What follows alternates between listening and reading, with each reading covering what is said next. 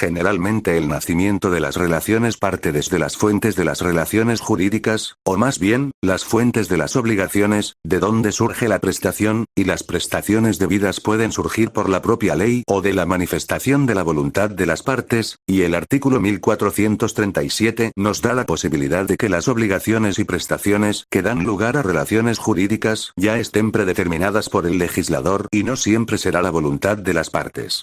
La voluntad se entiende por querer hacer algo. Y el consentimiento surge a través de la conjugación de voluntades en razón de adquirir una pretensión determinada. Habrá voluntad cuando exista una consecuencia jurídica, mas luego no es resultiva cuando solamente se manifiesta en mi más íntimo convencer sin exteriorizarlo.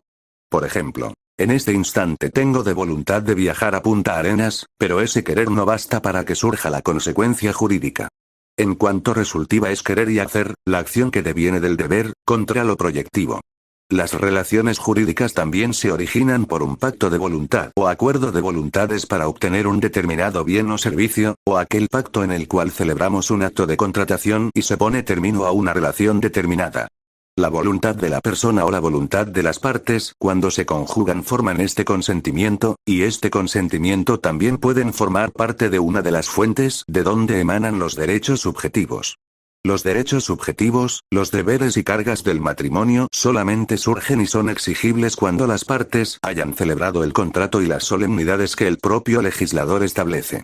La voluntad puede conjugarse como una fuente de las obligaciones, y además una manera en que nacen estas relaciones jurídicas y los derechos subjetivos por las partes, por lo que desde ese instante se puede exigir a la contraparte las prestaciones debidas por uno y por otro, como por ejemplo, el deber de auxilio recíproco, el respeto, etc. No solamente la voluntad en consenso con otra parte o persona va a hacer nacer una relación jurídica, porque también la voluntad puede ser una manifestación meramente unilateral, y esta es erogación de esta voluntad de la forma en que prefiere el legislador también va a generar una consecuencia jurídica.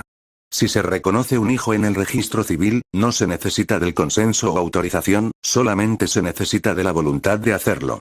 Por tanto, una vez que se haya manifestado esa voluntad en la forma prevista por el legislador, se da acceso a esa relación jurídica, que es aquella que da origen a la afiliación, y una vez surgida esa afiliación surgen muchas consecuencias jurídicas que van regulando diversas dimensiones de contexto familiar, patrimonial, etc. Todos los derechos subjetivos nacen, se desarrollan y en algún momento se pueden extinguir. No hay derechos subjetivos que sean siempre permanentes, pueden modificarse aun cuando en gran medida esto puede mantenerse más o menos bajo la norma, lo que no quiere decir que no se puedan modificar o extinguir. Las fuentes del derecho subjetivo son todos aquellos elementos que hacen nacer a una determinada situación, circunstancia o derecho. Para estos efectos, el artículo 1437 del Código Civil establece más o menos de dónde y cuáles son las fuentes de las obligaciones. No se está hablando de algo tan diverso, la obligación se transforma en una prestación debida que responde a la exigibilidad de una potestad por parte del sujeto activo que ejerce su derecho subjetivo. Desde ese punto de vista, las fuentes del derecho son las mismas que hacen nacer a las relaciones jurídicas e incluso a los derechos subjetivos.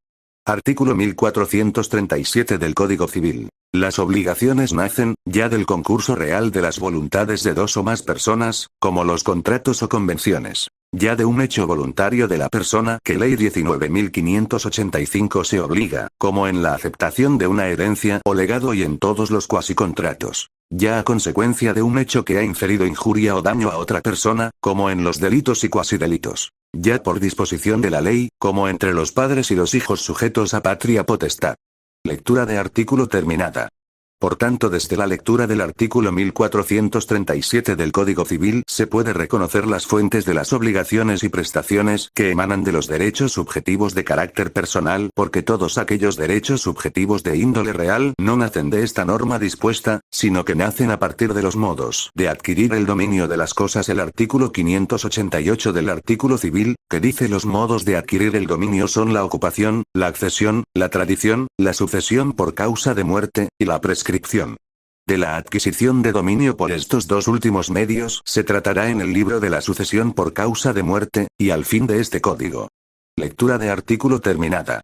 Aunque a veces la ley también puede actuar como un modo para adquirir el dominio de las